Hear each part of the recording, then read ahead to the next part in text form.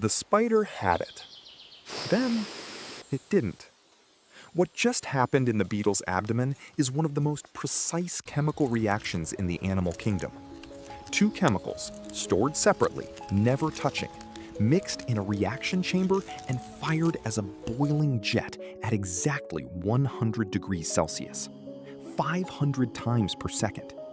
The reaction chamber that produces this weapon is inside the beetle's own body. What happens when it misfires? We'll get to that. This is the Bombardier beetle, approximately 2 centimeters long. No venom, no armor, no speed. What it has is a chemical weapons system more precisely engineered than anything humans produced until the 20th century.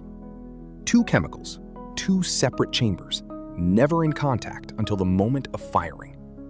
At 500 discharges per second, the reaction should destroy the chamber producing it. It doesn't.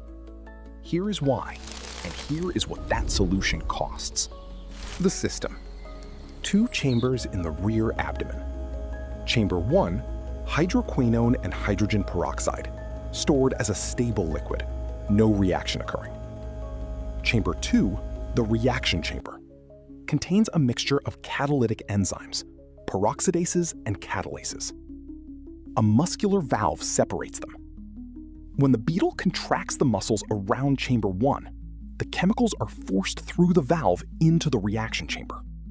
Contact with the enzymes triggers an immediate exothermic reaction. The mixture reaches 100 degrees Celsius in less than a millisecond. The pressure builds, and a rotatable nozzle at the rear of the abdomen fires the boiling spray in any direction, forward, sideways, directly backward, with an accuracy of plus or minus 10 degrees. 2 chemicals, 1 reaction chamber, 1 precision nozzle. The most sophisticated chemical defense system in the insect world, running continuously for as long as the beetle has fuel. The reaction chamber should destroy itself the first time it fires. 100 degrees Celsius, high pressure, continuous use. The solution evolution found, it does not fire continuously.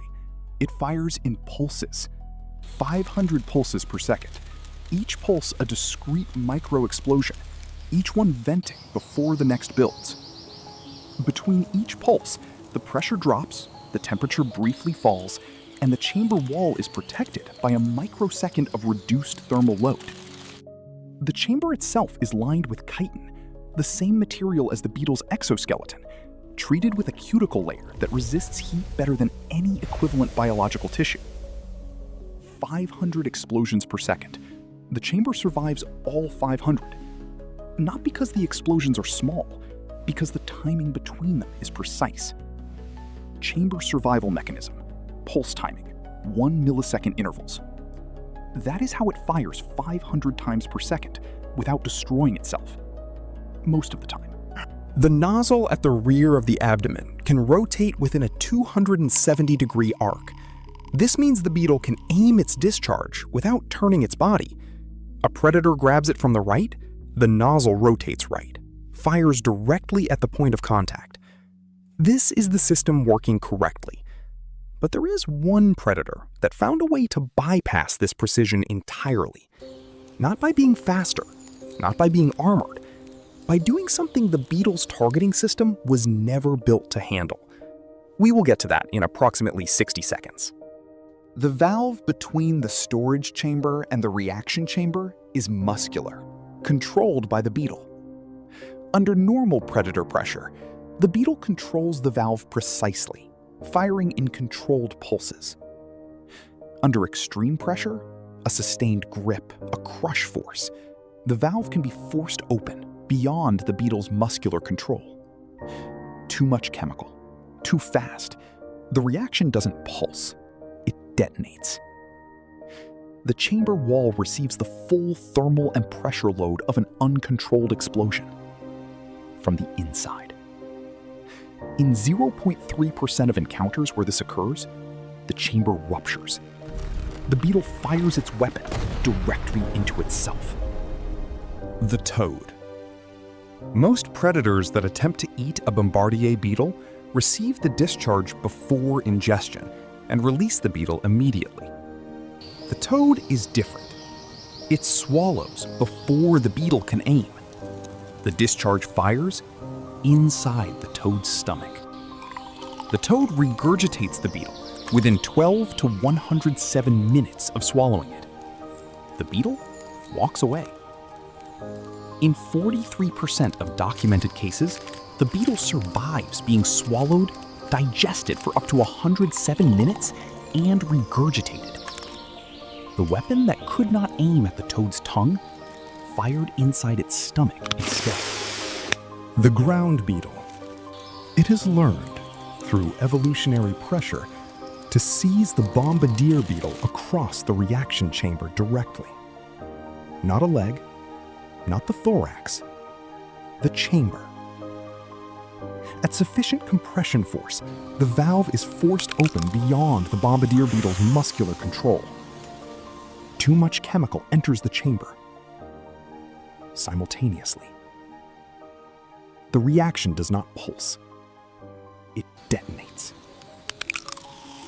In this encounter, the chamber fails. The beetle fires its weapon into itself. The ground beetle released it, but the Bombardier beetle's abdomen will not seal. It will not survive the day. The weapon fired. The weapon worked. The weapon killed the animal that used it.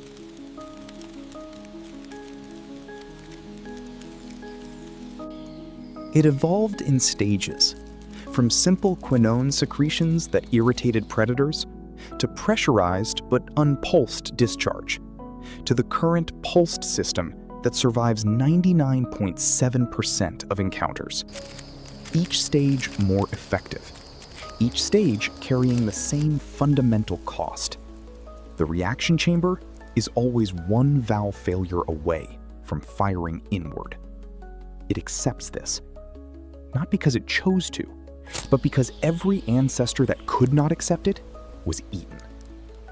Evolution's most precise chemical weapon, built by the most fragile possible engineer, aimed at everything except, occasionally, itself.